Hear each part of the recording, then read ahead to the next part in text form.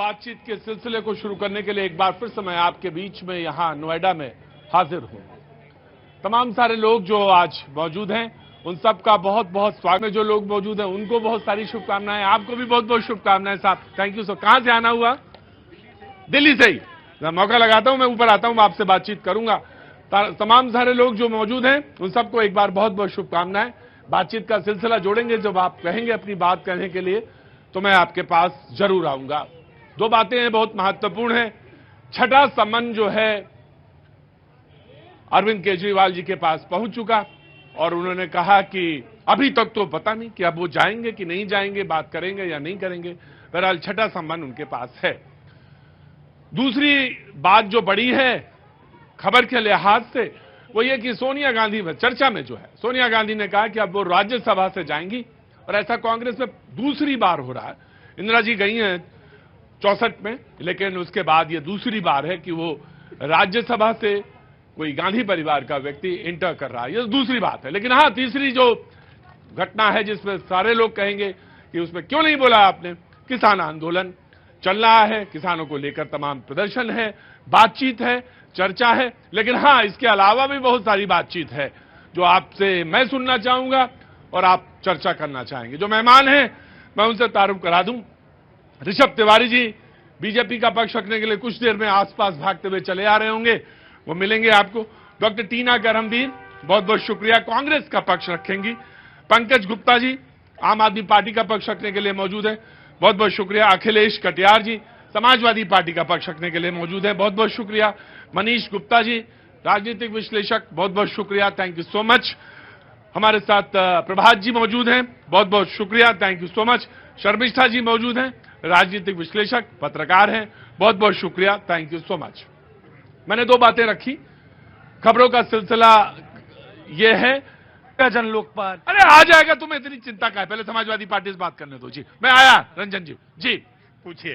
अरे बहुत अच्छा है, मैं बढ़िया चल रहा है। आप बताइए, अब आप कितनी सीटें देंगे? कांग्रेस वाले आप ही की तरफ देख रहे हैं। आपने 4-5 मुद्दे यहाँ पे डिस्कस किए जो आपको बेहतर लगे। आप यहाँ पे बहुत सारे लोग खड़े हैं जी।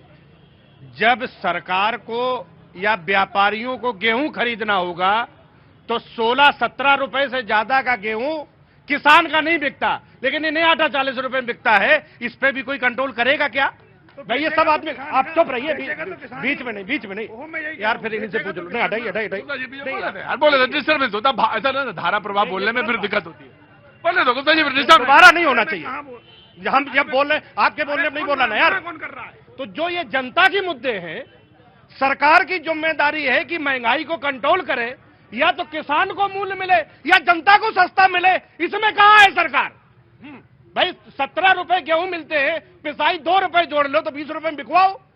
किसानों का जो मुद्दा है, 2016 में Modi ji consumer affairs committee के प्रेसिडेंट थे, मनमोहन सिंह मुख्यमंत्री, उसमें प्रधानमंत्री थे। मोदी जी ने चिट्ठी लिखी कि इस देश में किसानों का भला नहीं हो सकता जब तक इनको एमएसपी का कानून बना के ना दिया जाए।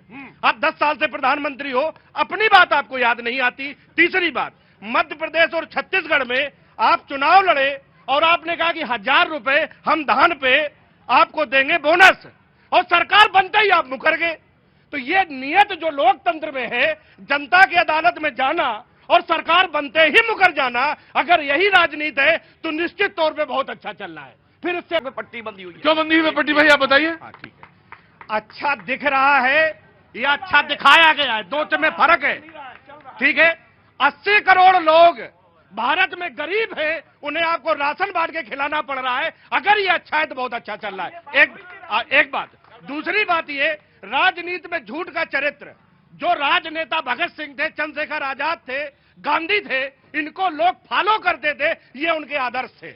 लेकिन आज राजनीति में बड़ी से बड़ी झूठ बोल के और वो आदर्श साबित करें, नई पीढ़ी को हम यही देके जाएंगे। समाजवादी पार्टी ने, प्रवक्ता ने ये बात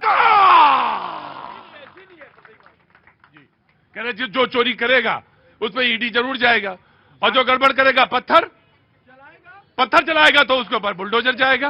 प्रतीक जी, जो चोरी करे उसके घर में ईडी जरूर जाना चाहिए, हम इस बात का समर्थन करते हैं। लेकिन दो बातें हैं, जैसे बहुत सारे लोग यहां सुन रहे हैं, इस बात से तो आपको भी डेटा आप देखते हैं, 90% देश की संपत्ति 10% लोगों के हाथ में चली गई, इसमें तो कोई झूठ नहीं है। ये जनता मालिक है, और कोरोना में कितने ये मालिक हैं, इन्हें ये पता चल गया अच्छे तरीके से क्या व्यवहार इस जनता ने झेला है, ये भी आपको पता है। तो इस देश में जब सारी परिस्थिति कहीं पे पहाड़ बन रहा है तो कहीं पे खाई भी बन रही है, क्या इस चीज को पाटने की जिम्मेदारी किसकी है? अच्छा, मैं एक सवाल आपसे पूछूं। एक मिनट। ये दो ही वर्ग है पूरी दुनिया में जो किसी भी देश को संपन्न करते हैं, एक उत्पादन करने वाला, एक निर्माण करने वाला है। राइट। उत्पादन करने वाला किसान है, निर्माण करने वाला मजदूर है। आज इस देश में कोरोना के टाइम सारी विदेशी कंपनियों के दबाव में भारत का लेबर श्रम कानून खत्म कर दिया गया। ये इनकी खून चूस के विदेश